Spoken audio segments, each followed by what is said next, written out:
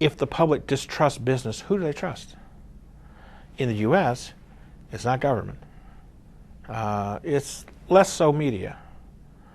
I don't know about educational institutions. I'll continue to believe that trust is high there, though perhaps it shouldn't be.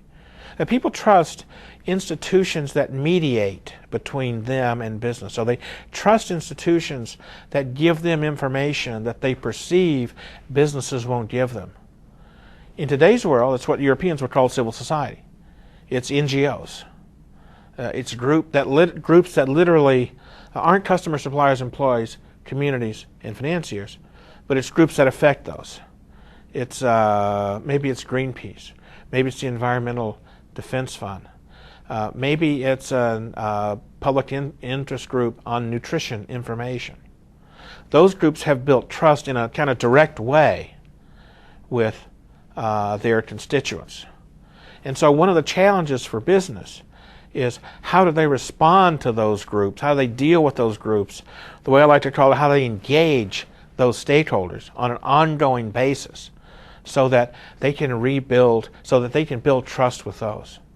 A very famous case back in the 1990s, McDonald's engaged with the Environmental Defense Fund around issues of packaging. And because the Environmental Defense Fund had some environmental knowledge that at that time McDonald's didn't have, they created a tremendous amount of value in terms of recycling and packaging, etc. The Environmental Defense Fund has gone on to work with lots of different companies to try and do that. The process is the same.